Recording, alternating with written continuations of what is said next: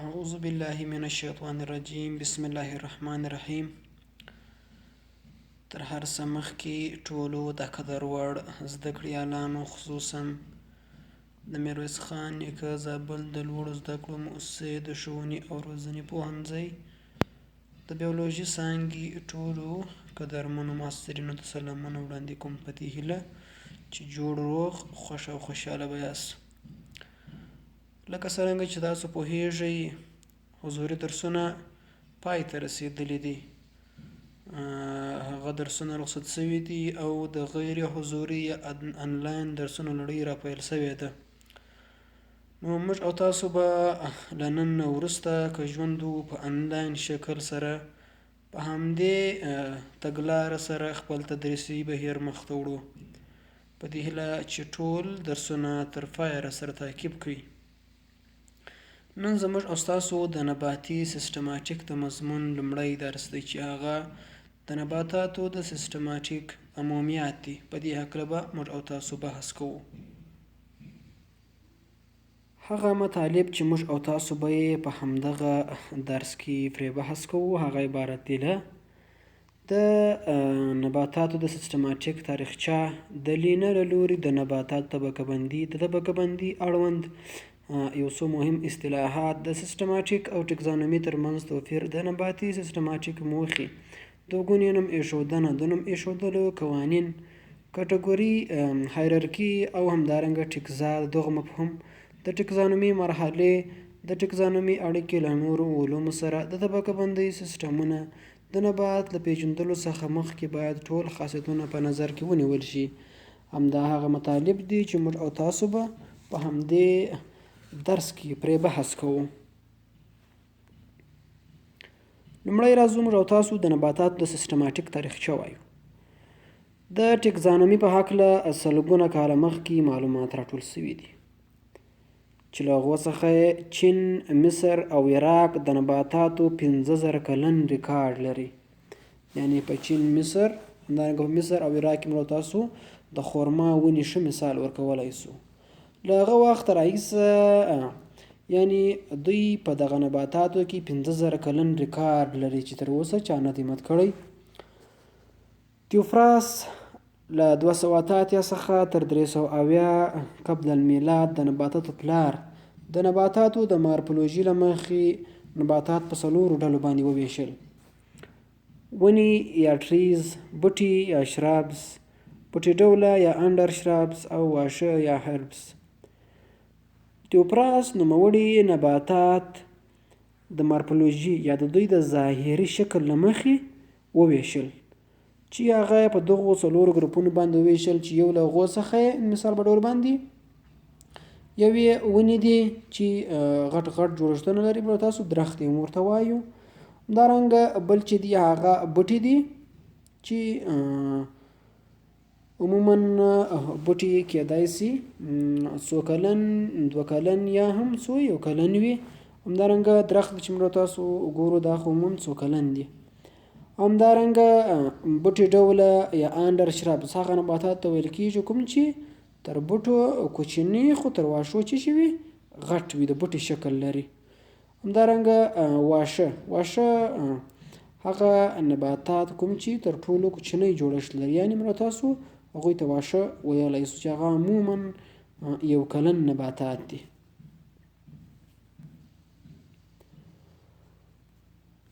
کیسل، فینو او جرګ مارفولوژیکل اصطلاحات وپېژندل، یعنې دوی د نباتاتو د ظاهري جوړښت په هکله باندې چې کوم اصطلاحات وي هغه دوی وپېژندل. د مثال په ډول باندې د تنې شکل، د تنې ډول، د پاڼې ډولونه، د ګلانو ډولونه، دا اصطلاحات دوی وپېژندله. کیمراروز د نباتاتو جنسیت یعنې سیکشوالټي کشف کړ.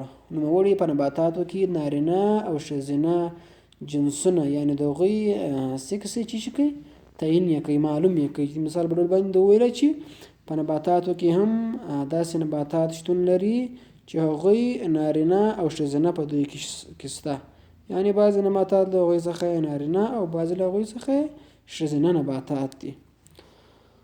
د 1900 میلادي کال وروسته ډېر نباتات وپېژندل سوه. لینه په دغه وخت کې محصل و او په ګل لرونکو نباتاتو کې د ښځینه او نارینه آلې په هکله معلومات وړاندې کړل. یعنی کله چې جنسیت په نباتاتو کې د کیمیراروس له لوري څخه تعیین سو، له هغه وروسته لینه په دې وتوانېدی چې نوموړي نباتات چې وکړي د دوی د نارینه او ښځینه آلو په هکله باندې معلومات وړاندې کړي. نوموړي په 1953 میلادي کې په سپیشي پلانټروم په نامه سره یو کتاب کې 6,000 نوعې په 1000 جنسونو کې وښودلې. یعنی 1000 جنسه چې هغه 6,000 نوعې لري په دغه باندې یې وویشله. د لینه له لوري د نباتاتو طبقه بندي. لینه چې کومه طبقه بندي سرته ورسوله، نوموړي نباتات د نارینه آلې له مخې په 24 ټولګیو باندې وویشل. د څه شي له مخې؟ د نارینه آلې له مخې. په شکل کې موږ او تاسو ګورو دا کوم جوړښتونه چې شتون لري دا د نباتاتو د ګلانو نارینه آلې دي. نارینه آلې له دوه برخو څخه جوړه شوي دي چې همدغه په کوم باندې چې دغه ګردي شکله جوړښت استناد لري هغه ته فیلامنټ ویل کېږي، او دا ګردي شکله جوړښت عبارت دی له انتر څخه. یعنی دا اوس ټیوب ته فیلامنټ په کوم چې انتر تکیګا ده، او همدارنګه دا ګردي شکل ته انتر ویل کېږي. دا نباتاتو نارینه آلې دي یا سټیمن دي. د همدغو له مخې د نباتات طبقه بندي کړله په 24 ټولګیو باندې.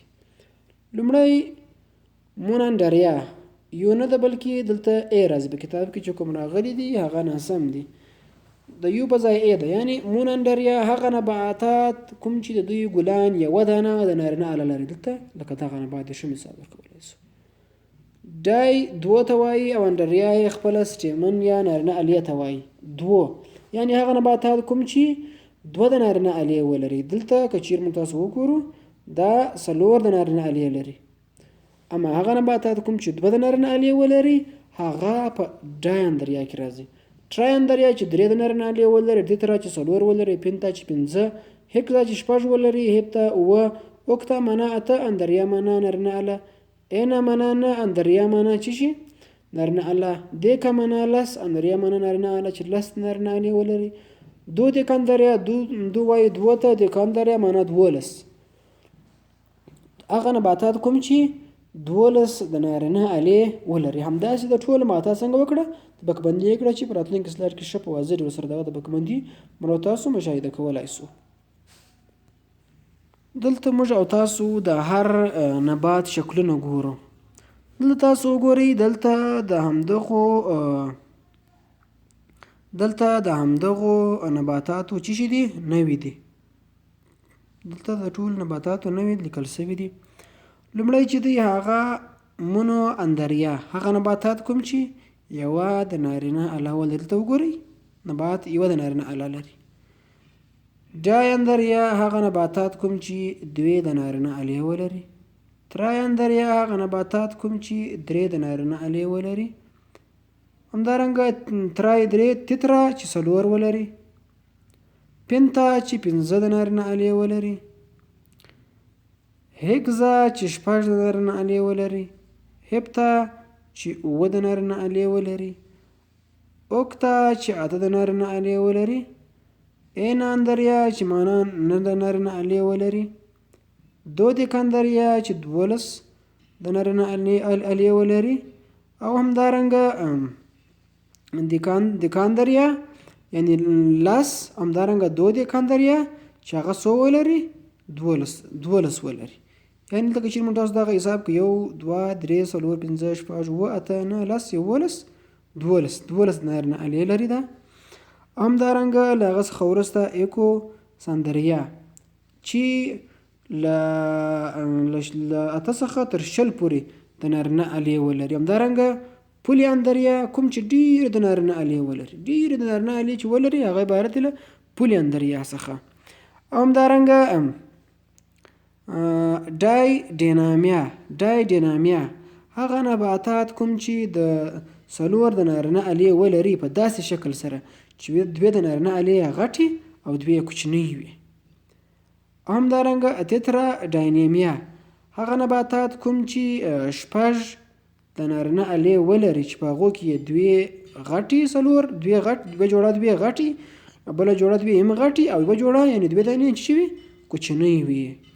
همدارنګه مونوډولافیا هغه نباتات دي کوم چې د دوی د نارینه الو په یوه شکل سره ځای نیولی وي. همدارنګه ډایډلافیا هغه نباتات کوم چې د هغوی د ګلانو نارینه الې په دوه دانې بستې جوړ کړي وي. دلته وګورئ دوې بستې دي، یوه یې دغه بسته ده، یوه یې دغه بسته دي.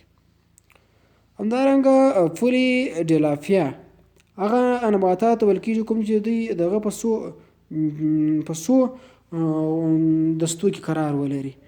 همدارنګه ساینجینیا هغه ته ویل کېږي کوم چې د نارینه اله په دې شکل سره وي. او همدارنګه ساندریا کوم چې د نارینه الې په دې شکل دغه موږ تاسو ته ویلی سو. همدارنګه موناشیا کوم چې همدغو نباتات ته ویل کېږي چې د نارینه الو تشکیل یې په دې ډول سره وي. همدارنګه ډایشیا دلته موږ مثال درکولی سو. پولیګامیا همدغه ته ویل کېږي. همدارنګه کریپټوګامیا همدغه اخري ته عبارت له کریپټوګامیا څخه دی. دا وه د لینه له لوري د نباتاتو طبقه بندي د نارینه الې له مخې.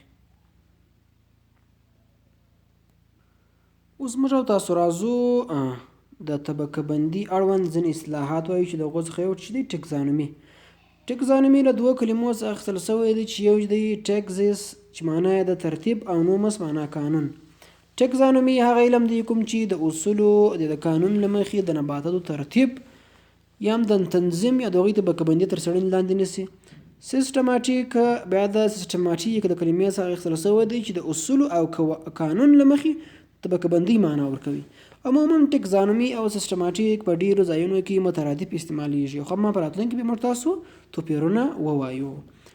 کلاسیفیکیشن یا طبقه بندي د شریکو خاصیتونو له مخې د نباتاتو تنظیم په نوع، جنس، کورنۍ، ارډر، فایلم، عالم او دغو ټولو کې راوستلو عبارت طبقه بندي څخه دی. یعنې چې په هغه کې یو نبات په نوع، جنس، کورنۍ، ارډر، فایلم، عالم، ډومین او دغو کې راځي عبارت طبقه بندي یا کلاسیفیکیشن څخه دی. د سیستماتیک او ټکزانومي ترمنځ توپیر څه دی؟ ټکزانومي طبقه بندي له تمرین او تیوري په منظور باندې چې کېږي استعمالیږي، یعنې له هغوی طبقه بندي څخه یا له هغې څخه په لوړه برخه کې استعمالیږي او د هغوی وروستۍ پایلې په کار نه وړي. یعنې فقط او فقط د نباتاتو ویش د هغوی ویشل په ګروپونو د څېړنې لاندې نیسي. اما سیستماتیک چې دی د نباتاتو ډول ډول نه وي، یعنې د هغوی طبقه بندي هم د دوی ترمنځ اړیکې په علمي توګه څېړي او د وروستۍ پایلې یې هم د وروستۍ پایلو لپاره یې هم استعمالیږي. یعنې سیستماتیک لغت چې دی نسبتا ټکزانومي ته هر اړخیزه معنا مفهوم لري. ځکه موږ او تاسو دلته ویلي چې ټکزانومي چې ده هغه طبقه بندي له تمرین او تیوري په منظور استعمالیږي، وروستۍ پایلې یې په نظر کې نه نیسي. اما سیستماتیک د نباتاتو له مختلفو برخو یعنې هر اړخیزه معنا لري نباتاتو لپاره چې د هغوی ډول ډول نه وي، د هغوی ترمنځ اړیکې په ټکزانومي کې نشته، په علمي توګه تر څېړنې لاندې نیسي، او وروستۍ پایلې په ټکزانومي کې نه وي، په سیستماتیک کې شته. نو ځکه سیستماتیک نسبتا تر ټکزانومي هر اړخیز معنا لري. په ځینو حالتونو کې دواړه مترادف استعمالیږي، په ځینو کې نه، البته په ډېرو ځایونو کې مترادف استعمالیږي. د نباتي سیستماتیک موخې او اهداف څه دي؟ د نباتي سیستماتیک موخې عبارت دي له د هغو نباتاتو تشخیص او نوم ایښودنه او طبقه بندي چې په تیرو جیولوجیکي دورو کې ژوند کوي. هغه نباتات که چیرې موږ تاسو وګورو د ځمکې د پیدا کېدو تقریبا 400 بیلیونه کاله کېږي د ساینس له نظره، نو د هر برخه یا کلونه یا 200 یا 250 دا دوی په دورو باندې ویشلي دي. مثال میتازویک، میزازویک، داسې مختلفې دورې دي په دغه باندې ویشلي دي. نو په همدغه نباتي سیستماتیک کې د هغوی تشخیص نوم ایښود د هغو نباتاتو چې په هغو دورو کې ژوند کوي، نه یعنې 250 بیلیونه کاله مخکې یا 300 بیلیونه کاله مخکې هر وخت چې ژوند کوي، د هغوی تشخیص نوم ایښودنه او طبقه بندي چې په تېرو هغو دورو کې ژوند کوي، دا د نباتي سیستماتیک هدف دی. د ټولو هغو نباتاتو تنظیم او پېژندل چې نږدې خپلوي سره ولري، نه یعنې د سیستماتیک چې دی هغه تقریبا له تکامل له نظریه سره ډېر سمون خوري او په هغه باندې استناد لري. نو دوی وایي د ژوندیو موجوداتو منشا بکټریا ده. نو ځکه دوی دلته هم هغه نباتات تنظیم او پیژني چې نږدې خپلوي سره لري نه، یعنې منشا یې ډېره نږدې وي سره، چې په دې کې مارفولوژي، فیزیولوژي او ایکالوژي رول لري نه. مارفولوژي معرف له دوه کلمو څخه اخیستل شوی دی چې یو دی مورف او بل دی لوجي. هغه علم دی کوم چې د نباتاتو له ظاهري جوړښت څخه بحث کوي. او فیزیولوژي هم له دوه کلمو څخه اخیستل شوی دی چې یو دی فیزیو او بل دی لوجي. هغه علم دی کوم چې د نباتاتو نارمل وظایف د څېړنې لاندې نیسي. ایکالوژي هم له دوه کلمو څخه اخیستل شوی دی چې یو دی اویکوس چې د اوسېدو ځای، کور، مسکن دغه ته ویل کېږي، او لوجي پوهې ته ویل کېږي. نو دوی هم همدغه نباتات چې نږدې خپلوي سره لري او د همدغو خپلوي د پیژندلو لپاره له مارفولوژي، فیزیولوژي او ایکالوژي څخه ګټه اخلي. د تکاملي پدیدو کشف چې په فایلوجینیټیک ټري کې ښودل کېږي. فایلوجینیټیک ټري یا موږ او تاسو د فایلوجینیټیک چې شی وایو درخت موږ او تاسو وایو. په همدغه درخت یو داسې شکل لري چې په هغې کې د ژوندیو موجوداتو منشا یوه حجره وي چې په هغه کې بیا درې ډوماین راځي. مثال یو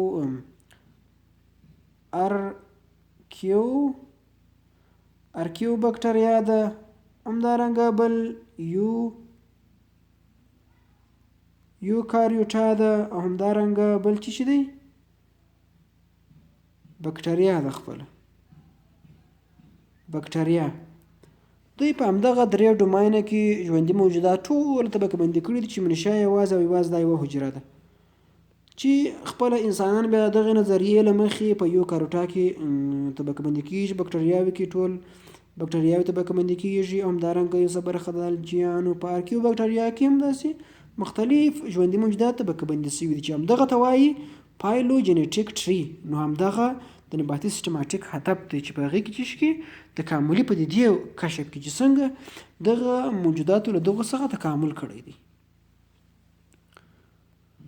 اوس موږ او تاسو راځو دوه ګونې نوم ایښودنه وایو. دوه ګونې نوم ایښودنه چې دا تاریخچه اوږده تاریخچه لري.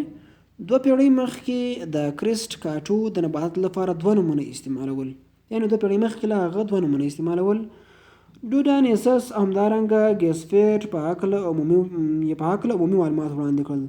د چې په هکله باندې د دوه طبقه بندۍ په هکله باندې 100 کاله وروسته کارل لینز یا کارل لینه په 1835 میلادي کال کې په خپل اثر چې سپیشیز پلانټرمګو کې خپور کړ. د ډېر څه د والي په خاطر یې نړیواله موافقه حاصله کړه. لکه څرنګه چې همدغه دوه ګونې نوم ایښودنه ډېره ساده او اسانه وه، نو ځکه یې نړیوال تاییدي ترلاسه کړه. په دې سیستم کې له هر نبات له 2 برخو څخه جوړ شوی دی. یو چې د جنریک نیم دی، بل سپیسیفیک اپیټیټ جوړ شوي دي. له دغو 2 برخو څخه جوړ شوي دي چې په جنریک نیم کې د جنس نوم راځي او په سپیسیفیک اپیټیټ کې چې راځي نوی نوم راځي، نه یعنې سپیشیز په هغه کې راځي. په یوه جنس کې بیا څو نوي. د مثال په ډول باندې لکه موږ تاسو د سپینې ولې علمي نوم که چیرې وګورو هغه سالیکس البا دی. سالیکس خپله چې دی جنریک د جنس نوم دی، او البا یې خپله سپیسیفیک یا د نوی نوم دی. عموما په دوه ګونې نوم ایښودنه کې کله چې نوم ایښودنه کېږي دوی ایټایلیک لیکل کېږي. لاتیني نومونه عموما ایټایلیک لیکل کېږي، یعنې په کاژر کوش شکل سره، او په بعضو یا ډېری ځایونو کې دوی انډرلاین هم وي. انډرلاین لاندې لیک هم شوي ورته کش شوي وي. او بل قانون په دوه ګونې نوم ایښودنه کې دا دی چې د جنس لومړی توری باید چې شي وي غټ وي او نور باید واړه وي، او د جنس لومړی توری چې هغه البا دی هغه باید کوچنی وي. په حیواناتو که چیرې وګورو هم همداسې دی. د آس جنس چې دی هغه 2 نوي لري، یعنې خپله یو آس دی چې جنس یې چې دی ایکاس دی. جنس یو جنس دی، اما په دې کې 2 نوي شتون لري چې یو چې دی ایکاس کابالس او ایکاس اسینس دی. دا خپله 2 نوي لري. دلته موږ تاسو ګورو چې د جنس لومړی توری غټ او د نوي دا کوچنی دی. په همدې ډول سره دوه ګونې نوم ایښودنه کار کوي.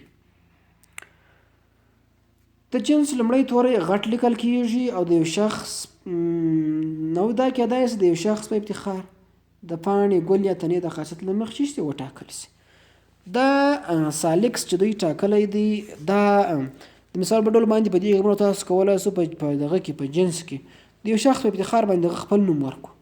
د پاڼې ګل یا تنې یا هر خاصیت نبات لري هغه باندې ونمو یا هغه ورکړو.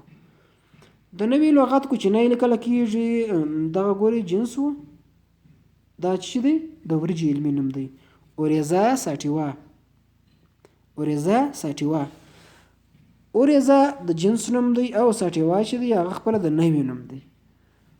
اوریزا یا د جنس نوم تاسو وګورئ غټ لیکل شوی دی اما ساټیوا جنس چې دی هغه کوچنی لیکل شوی دی. او دغه د نوي نوم کېدای شي د صفت نوم د شخص نوم د ځای نوم او نور چې شي ونومول شي. د غلطیو د مخنیوي لپاره له لومړني حقیقي پریورټي څخه کار اخیستل کیږي. یعنی هر وخت یا هر کله چې لومړي شخص یو نبات کشف کوي او هغه ونوموي بیا له هغه څخه چې کیږي حاصلیږي. اما دغه نومول د نبات دا د یو شخص کار نه دی. هغه خپل ځان ته اداره لري چې هغه ICBN په نامه سره یادیږي هغه یې نوموي. او کشف چې چا کشف کوي بس دغه په ویلو سره هغه نومول کیږي. ځینې وخت د هر ټکزون نوم یعنی محل نوم نیټه او نور لیکل کیږي. لکه د کرنیزې وربشې لپاره د سټیشن په ډول نومونه چې کیږي ورکول کیږي. یعنی ځینې وخت د هغوی د هر ټکزون یا د هرې برخې لپاره دا ټول شیان لیکل کیږي. د کرنیزې وربشه چې د جنس نوم یې چې دی هارډیوم، همدارنګه د سپیشیز نوم یې دی ولګاریسټ، همدارنګه د نور ګل ته کال تاریخ، همدارنګه د محل نوم دا ټول چې شوي دي دلته لیکل شوي دي. یعنی په دې سټیشن شکل سره هم مړه تاسو د نوم ایښودنه کولی شو. یعنی له سپیشیز او جنریک نوم سره دا هم یو ځای کولی شو. د نوم ایښودلو قوانین د بوتانیکل نومنکلیچر لپاره د نباتاتو نړیوال کانګریسونه یعنی IBC یعنی انټرنیشنل بوتاني کوډ له لورې د یو شمېر نباتي مجالسو په مان موافقه شوې ده چې د نباتاتو نړیوال د نوم ایښودنې قانون ته ICBN وایي. دوی یو موافقه چې کړې ده په دې باندې کړې ده تر څو څنګه وکړي د نباتاتو د نوم ایښودلو لپاره ځینې قوانین وضع کړي. یعنی د نباتاتو د نړیوال کانګریسونو چې هغه IBC یعنی انټرنیشنل بوتاني کانګریسز او همدارنګه انټرنیشنل کوډ اف بوتانیکل نومنکلیچر ICBN لوري څخه چې دا کانګریسونه یا ادارې دي چې د دغه لوري څخه ځینې موافقې شوي دي. لومړی د نوم ایښودلو لپاره دوه ګونې او درې ګونې نوم ایښودنې قبول شوي دي. دوه ګونې نوم ایښودنه مو تاسو ویله، اما درې ګونې نوم ایښودنه بیا په دې ډول سره وي چې هلته بیا د سپیشیز د فرعي ګروپ څخه هم چې کېږي استفاده پکې کېږي. همداسې نور همداسې وي جنس سپیشیز وي بیا له هغه څخه فرعي برخه هم په نظر کې نیول کېږي. نو دا دوه ګونې د نوم ایښودلو لپاره همدغه نوم ایښودنې چې شوي دي ځانګړې شوي دي. د جنس نوم مفرد لغت دی. شروع کېدو توری باید غټ وي. د نوي نوم یا مفرد یا مرکب وي باید توری کوچنی وي.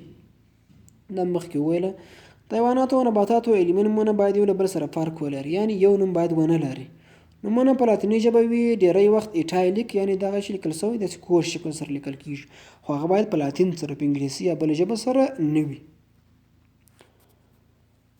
یوه نوعه باید دوه نومونه ونه لري، یعنی که چیرې یوه نوعه دوه نومونه لري دلته د نباتاتو په طبقه‌بندۍ کې ګډوډي رامنځته کیږي.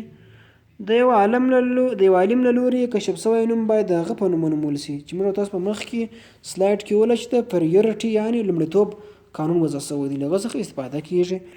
د اصلي او فرعي کورنیو نومونه باید یو د بل فرق ولري. ایښودل شوی نوم باید ثابت وساتل شي او تغییر نشي، یعنی که چیرې یو عالم په نبات باندې نوم کښېږدي هغه باید هیڅکله باید تغییر نشي، ځکه د پریورټي قانون موږ تاسو په یاد دی. او د نوم ایښودلو لپاره ځینې وړاندیزونه هم شتون لري که چیرې عملي سي نوم ایښودنه خوندوره کوي.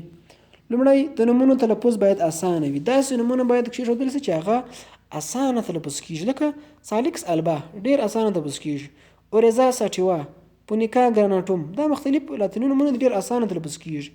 موږ تاسو چې کله نوم غوره کوو هغه باید ډېر اسانه تلفظ شي. نوم باید له 3 حروفو څخه کم او له 12 څخه زیات نه وي. نه دا قانون نه دی بلکې دا یو وړاندیز دی. که چیرې دا ځای پر عملي سي دا به ډېر ښه وي. ورکول سوی نوم باید د ژوندي موجود ځینې خواص تشریح نه، یعنې دا نوم باید داسې وي چې د ژوندي موجود بعضې خواص تشریح کړي، داسې نه وي چې له ځانه بس د یو څه په هکله باندې چې ورته انتخاب سي. نوم باید د 2 ژبو مشتق سوی نه وي، مفهوم لرونکی وي. نوم باید داسې نوم وي چې یوازې په لاتیني ژبه وي او یو مفهوم باید ولري، که هغه د شخص نوم وي، که هغه د ځای نوم وي، که هغه د نبات خاصیت بیانوي، هر شی چې وي. اوس راځو موږ تاسو ټیکزا، هایرارکي او کټګوري دا 3 اصطلاحات پېژنو. ټیکزا د ټیکزون چې دی مفرد دی، یعنی ټیکزون چې دی جمع ده او ټیکزا مفرد دی او عبارت دی له ټکسانومیکي واحدونو څخه لکه عالم، پایلم، کلاس، آرډر، فامیلي، جنس او نوع، ورایټي بیا وروسته هم شته.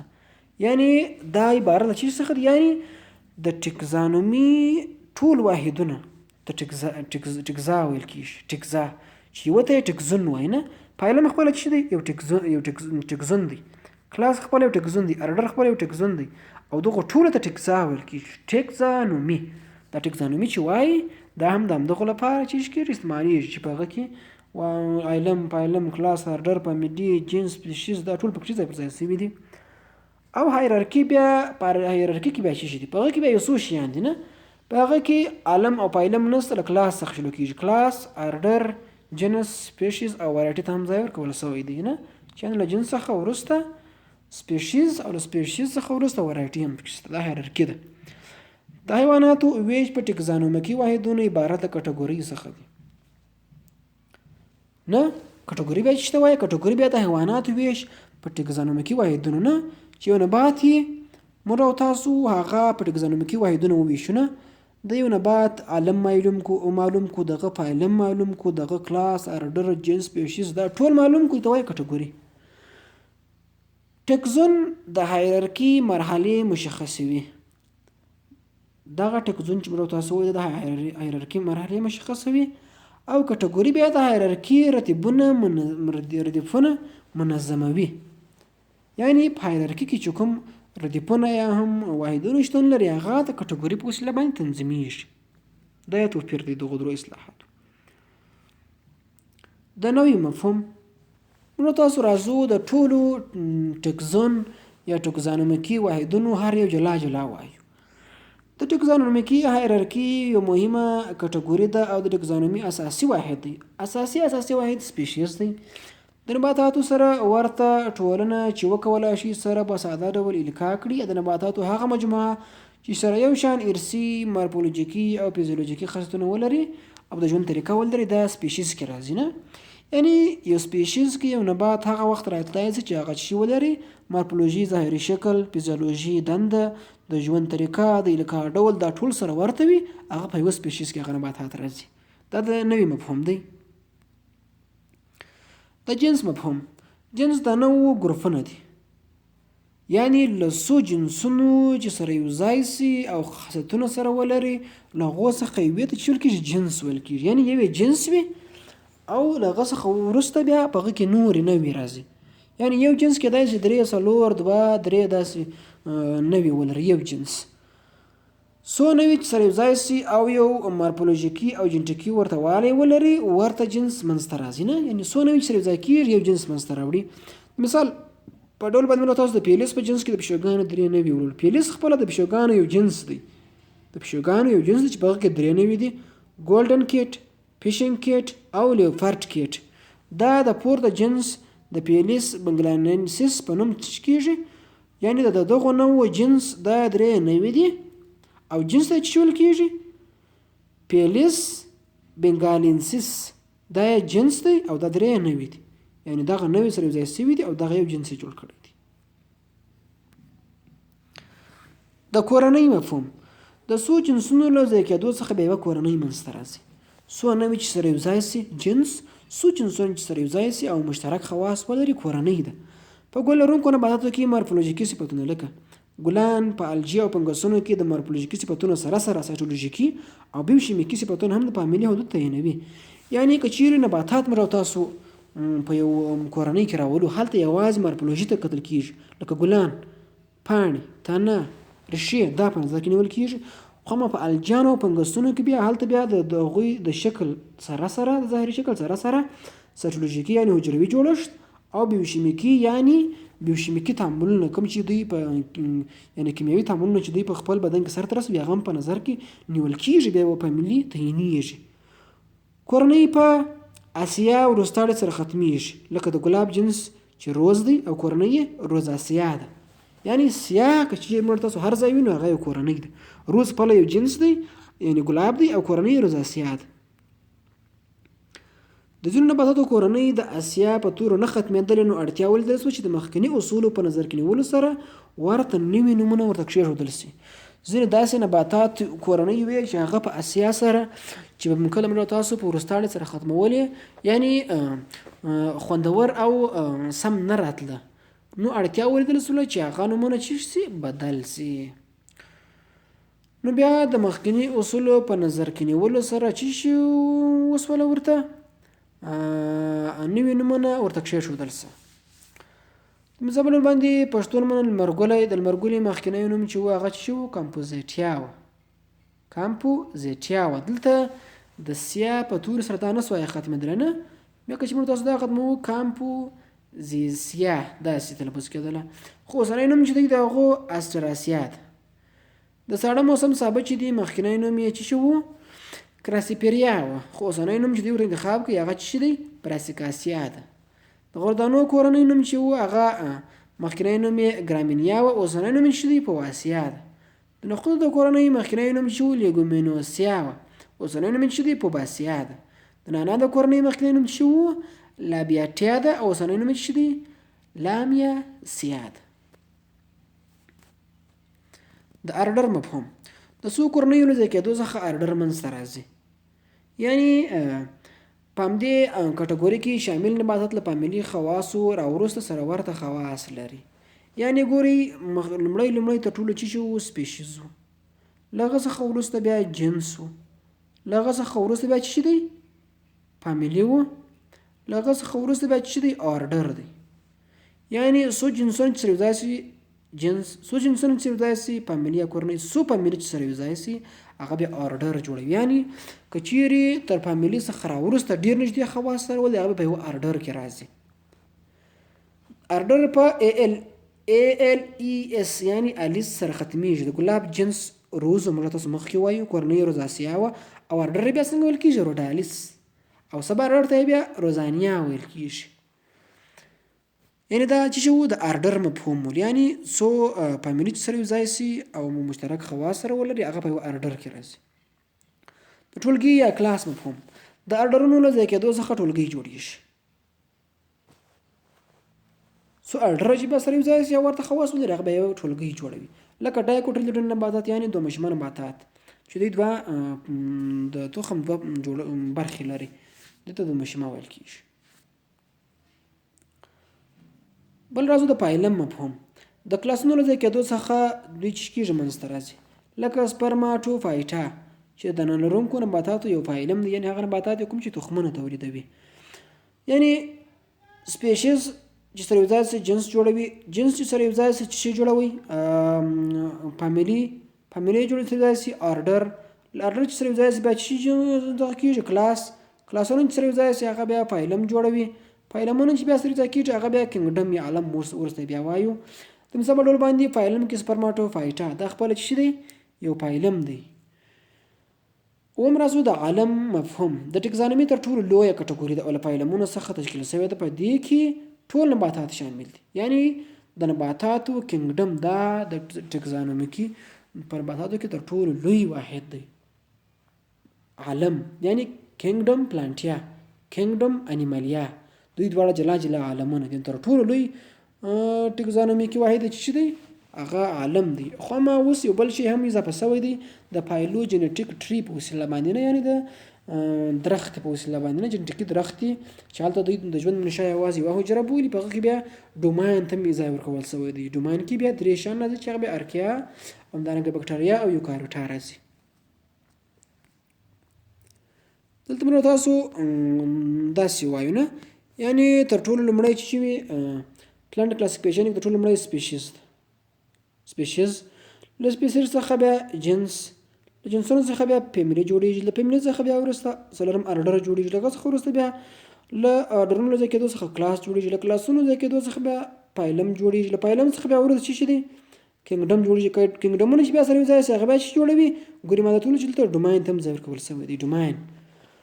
ډوماین کې بیا ټول لایف راځي، ټول ژوند چې راځي هغه په چې کې راځي په ډوماین کې راځي.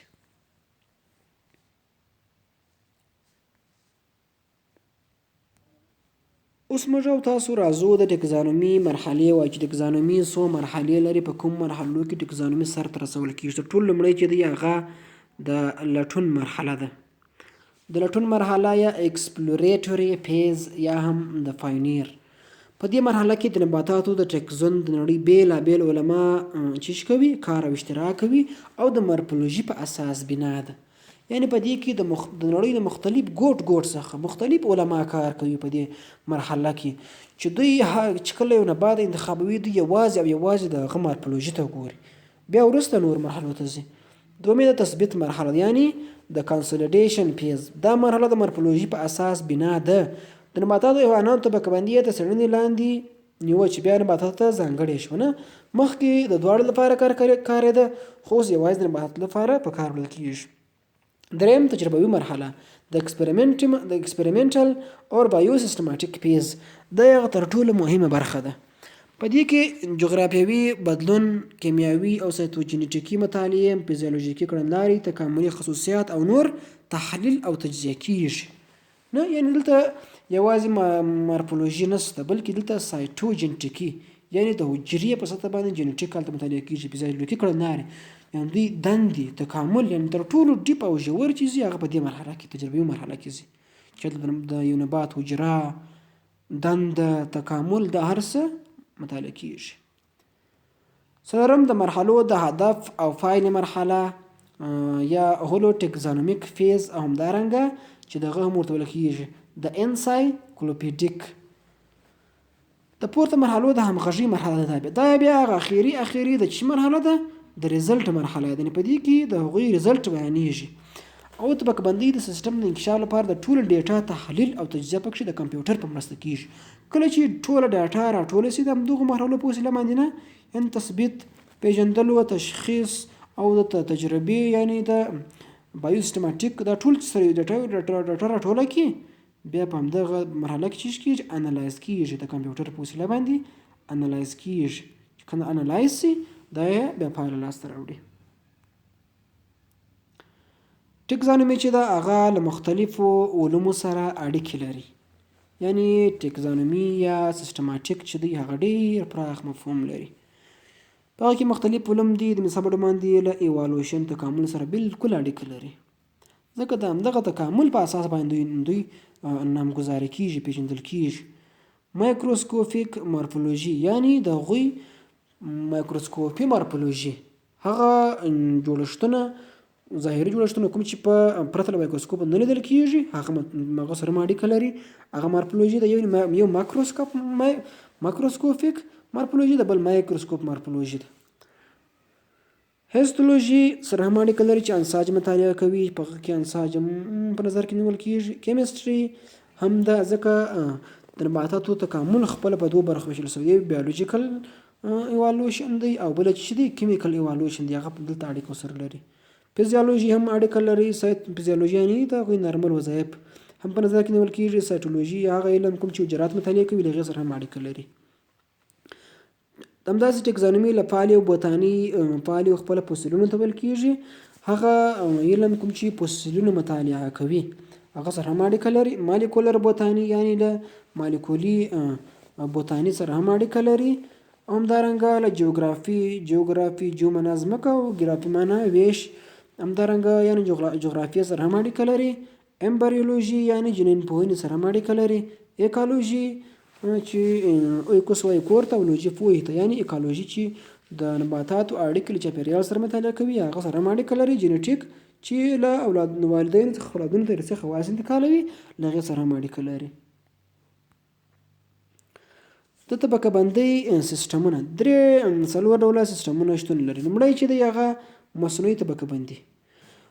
دا طبقه بندي لومړی د سپاین له لوري رامنځته شوله او د څو محدودو معیارونو په نظر کې نیولو سره ترسره شوې ده چې په اسانۍ سره د نبات ځانګړنې مشاهده کېدای شي، لکه د یو نبات ژوند، رنګ، شکل، د هغې مثال دنده په دغو په اساس باندې چې کېږي دا طبقه بندي کېږي. ارټیفیشل یعنی د هغوی مصنوعي طبقه بندي ده چې د سپایني لخوا رامنځته شوې ده چې د نبات ژوند، رنګ، شکل او دغو ته کتل کېږي.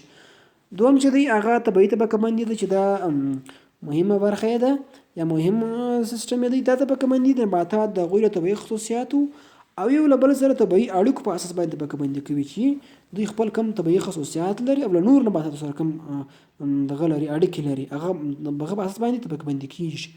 د نبات په ټولو مشابهتونو او مارفولوژي په اساس باندې بنا ده، یعنې ټول مشابهتونه د هغوی ظاهري شکل، مارفولوژي په هغه باندې چې ده ولاړه ده. فایلوجینیټیک طبقه بندي. د طبقه بندي دا سیستم د نباتاتو جنټیکي او تکاملي اړیکو په اساس باندې ولاړ دی. یعنې دلته په همدغه طبقه بندي کې نباتات څنګه طبقه بندي کېږي؟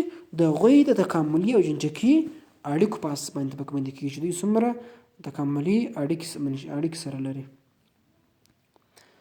څلورم مالیکولي سیستماتیک دی یا مالیکولر سیستماتیکس. د سیستماتیک هغه برخه ده چې د هستې، کلوروپلاست، مایتوکاندریایي، ډي ان اے په اساس د نباتاتو ترمنځ فایلوجنټیکي اړیکې څېړي. یعنې مالیکولي سیستماتیک مالیکول که چیرې موږ تاسو خبر وکړو دا ډېر کوچني ته وایي نه، یعنې کوچنی. مالیکولر نو ځکه دلته مالیکولر استعمال یې چې دلته هستې چې مایکروسکوپي جوړښتونه دي، مالیکولر جوړښتونه دي په مالیکولي بیولوژي کې مطالعه کېږي، یعنې د حجرې په سطح باندې چې په کلوروپلاست دی، مایتوکاندریا یوازینی ارګانیل کوم چې ډي ان اے جوړولی شي هغې کې، یعنې د هغې په اساس باندې دا بنا د هغو په اساس باندې نباتات طبقه بندي کېږي. کله چې موږ تاسو نباتات دغه کوو، طبقه بندي کوو یا پیژنو، یا دا خاصیتونه باید په نظر کې ونیسو. لومړی نبات د هربیسیس دی که وډي او یو کلن دی که څو کلن. هربیسیس یعنې آیا دی واښه ډوله دی، وډي که لرګین ډوله دی. دا باید موږ تاسو وپیژنو. د نبات په پاڼه، تنه او یا په بله برخه کې یې شیره شته که نه، یعنې نیکټارس دغه ډکټ په وسیله باندې چې کومه شیره تولیدېږي آیا دا شته که نه شته. د پاڼې د رګونو جوړښت امینیشن یو څه ډول دی، پس په کوم ډول سره د رګونو تنظیم شوي دي.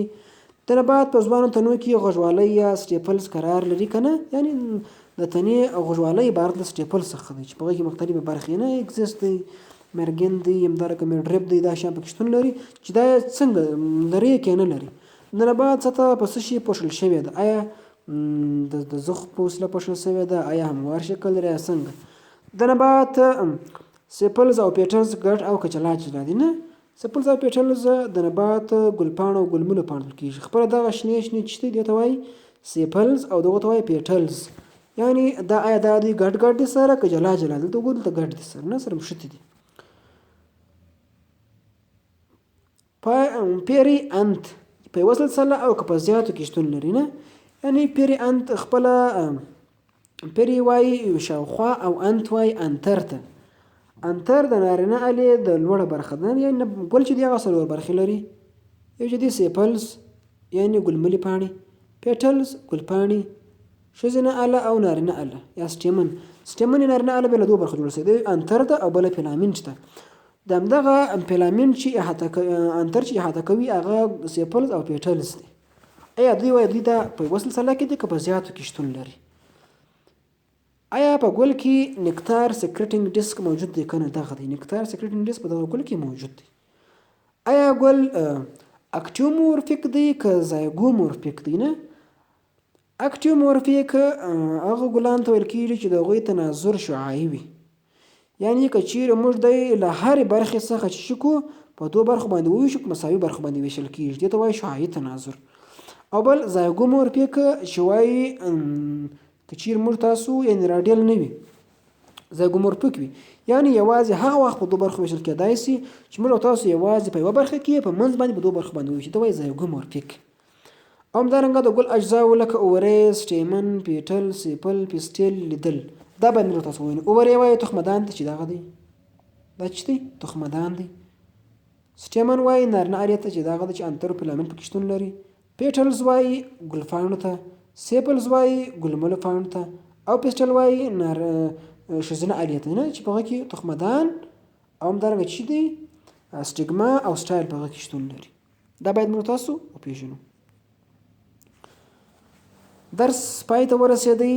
تر همدې ځایه پورې و د نن ورځې لپاره. ستاسو کورنی کار دا دی چې د ګلاب، د نبات او د کچالو مکمله طبقه بندي په یوه ورقه باندې ولیکئ او ماته به یې واستوئ. یعنې ګلاب طبقه بندي کوي د هغه عالم، پایلم، کلاس، فامیلي، آرډر، سپیشیز، جنس، دا به ټوله معلوم کړئ، ماته به یې واستوئ. همداسې د کچالو هم ماته باید 1999 کال د 10 میاشتې په 2 تاریخ باندې وسپارئ د بیولوژي 3یم ټولګي.